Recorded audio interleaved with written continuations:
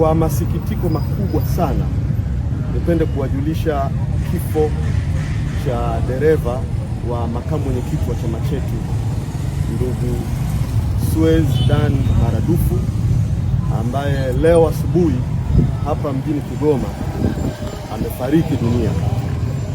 Ndugu Suez amekuwa dereva wa makamu mwenyekiti wa chama chetu bara Mheshimiwa John Heche kwa muda mrefu sana, na kifo chake kimetokea katika hoteli lodge aliyokuwa amefikia mapema leo asubuhi.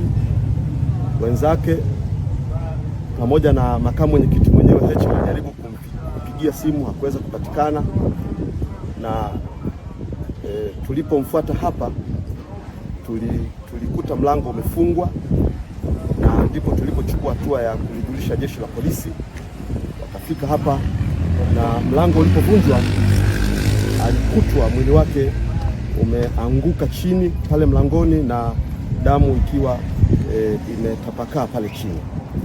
Kwa hivyo hivi sasa mwili umepelekwa kwa ajili ya postmortem kufanya uchunguzi na kujua nini hasa kimetokea na kimesababisha kifo chake.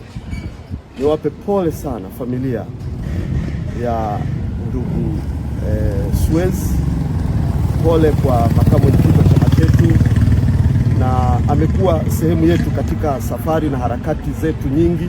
Kwa hiyo amekuwa sehemu ya familia ya Wanachadema. Hivyo niwape pole Wanachadema wote na Watanzania wote ambao wanatutakia mema. Na baada ya uchunguzi ambapo mawakili wetu Deo Mainyila pamoja na Dickson Matata watakuwa sehemu ya mchakato huo wa postmortem, basi tutapata taarifa nyingine za ziada na kufahamu nini hasa kimetokea kwa dereva wa makamu mwenyekiti wa chama chetu ndugu Suez.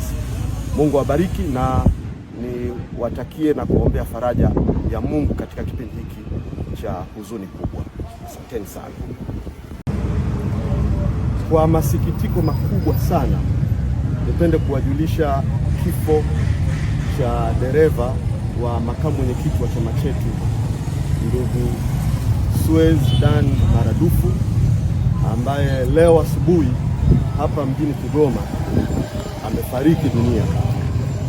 Ndugu Suez amekuwa dereva wa makamu mwenyekiti wa chama chetu bara Mheshimiwa John Heche kwa muda mrefu sana, na kifo chake kimetokea katika hoteli lodge aliyokuwa amefikia mapema leo asubuhi. Wenzake pamoja na makamu mwenyekiti mwenyewe Heche walijaribu kumpigia simu, hakuweza kupatikana, na tulipomfuata hapa tulikuta mlango umefungwa, na ndipo tulipochukua hatua ya kulijulisha jeshi la polisi.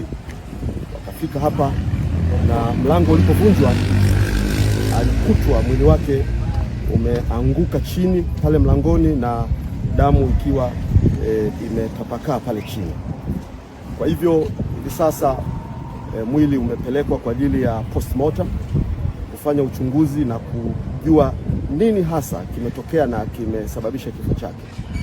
Niwape pole sana familia ya ndugu Suez, pole kwa makamu mwenyekiti wa chama chetu, na amekuwa sehemu yetu katika safari na harakati zetu nyingi.